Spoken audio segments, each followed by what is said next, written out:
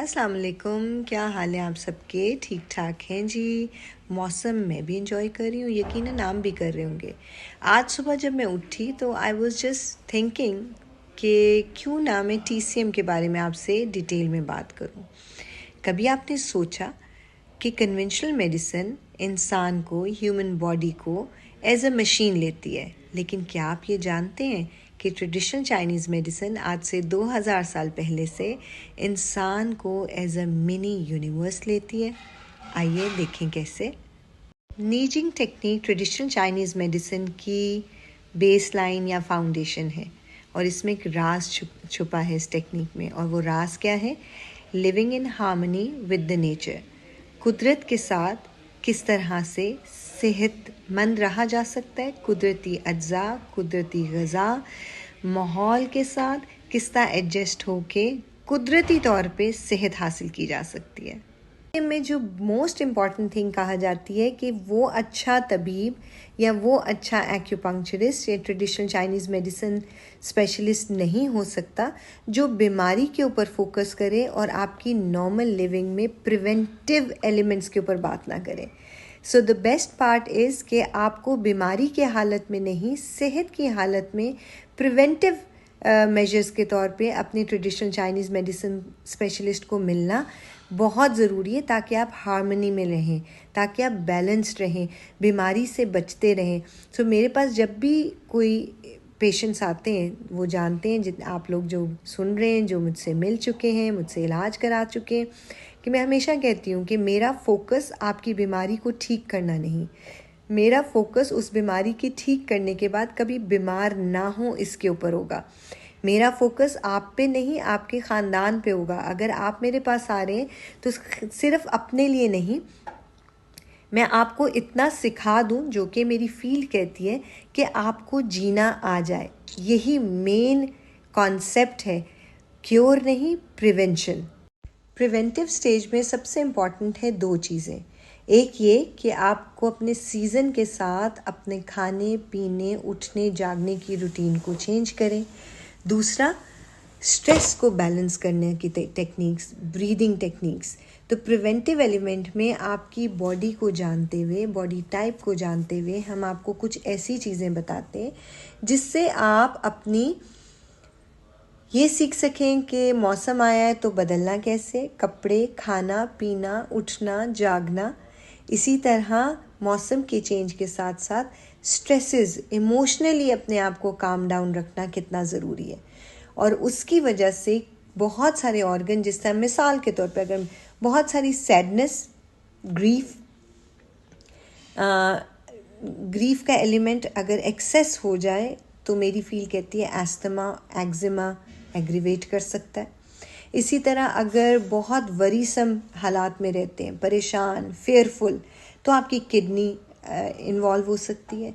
अगर आप बहुत गुस्से में रहते हैं और गुस्सा बहुत आता है, और ऐसे माहौल में कि जहाँ पे आपको गुस्सा बहुत आता है और आप अपने आप को काम नहीं रख सकते, तो आपका लिवर डैमेज होगा। और अगर आप रेस्टलेस हैं, इररिस्पॉन्सिबिलिटी आ रही है, तो मैं कहूँगी कि हार्ट का ख्याल रखना बहुत ज़रूरी है। So emotional balance, emotionally how to be in a balance state, that is very important, जो कि हम आपको सिखाते हैं। ट्रेडिशनल चाइनीज़ मेडिसिन की टीचिंग्स हमें ये सिखाती हैं कि इंसान मिनी यूनिवर्स है, जो कुछ भी बाहर है कायनात में वो इंसान के अंदर भी मौजूद है, और इंसान को एज अ मिनी यूनिवर्स ही ट्रीट करना चाहिए, जिसके अंदर मेन दो थ्योरीज़ हैं। एक थ्योरी है यिन एंड यांग, दूसरी थ्योरी है 5 एलिमेंट थ्योरी। अब 5 एलिमेंट थ्योरी क्या है? 5 एलिमेंट थ्योरी ये है कि यूनिवर्स में 5 एलिमेंट मौजूद है, फायर, वाटर, वुड, मेटल और अर्थ।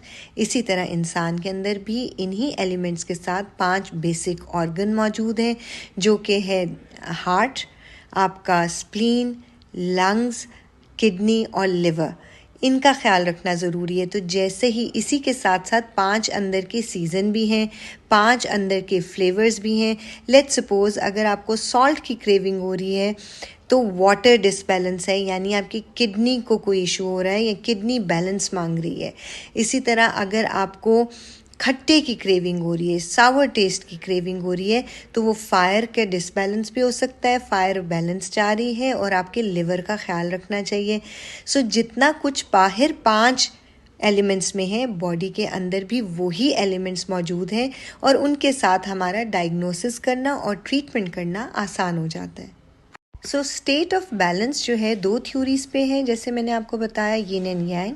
और यिन एंड यांग की थ्योरी ये बताती, जैसे यिन डार्क साइड, नाइट फीमेल, और यांग ब्राइट साइड, हैपनिंग मेल, इसको करता है जाहिर। अब यिन जब है ये है फ्लूइड और रेस्ट, यांग क्या है, एक्टिविटी और हैपनिंग, फायर, ये यांग है।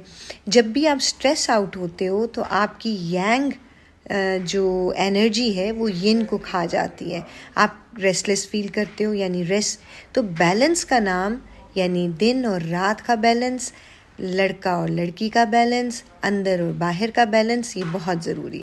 लास्टली हैंड्स ऑन टेक्निक के अंदर हमारे पास क्या होता है कि पेशेंट आया, मैंने उसका डायग्नोसिस अपनी फील्ड के मुताबिक किससे किया, पल्स से, टंग से, स्पीच से, यानी उसका बोलने का तरीका, उसकी ज़ुबान का रंग, टेक्सचर, उसकी नब्स का फ्लो कैसा है उसको पढ़ना, और उसके साथ साथ उसको बैलेंस करने के लिए उसकी नब्स के मुताबिक हर्ब्स देना, डाइटरी रिजीम को चेंज करना, और एक्यूपंक्चर मेरिडियंस पे जो हाईवे हैं एनर्जी के, यानी आपकी पूरी बॉडी पे हाईवे का एक नेटवर्क है जिसके अंदर आपकी एनर्जी फ्लो करती है। और एक्यूपंक्चर टेक्निक क्या करती है कि एक्यूपंक्चर निडल्स से उन हाईवेज़ पे मौजूद बम्प्स, उन हाईवेज़ पे मौजूद हर्डल्स को हम बीइंग एन एक्यूपंक्चरिस्ट दूर करते हैं।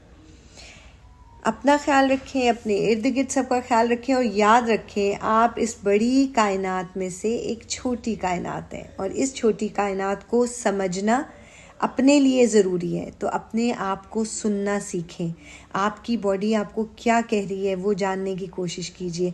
किसी चीज़ की क्रेविंग हो रही है तो सोचें कि वो क्रेविंग किस विटामिन एलिमेंट की कमी की वजह से हो रही होगी। बहुत सारी चीज़ें जो कि ट्रेडिशनल चाइनीज़ मेडिसिन में आपको आपके बारे में सिखाती हैं। जानने के लिए आप हमसे रब्ता कर सकते हैं, ऑनलाइन भी और इन पर्सन भी। अपना ख्याल रखें, अपने इर्द गिर्द वालों का ख्याल रखें, मुस्कुराते रहें, दरगुजर करें, ज़िंदगी बहुत छोटी है, खुश रहने दें, खुश रहें और खुश रखें भी। अल्लाह हाफ़िज़।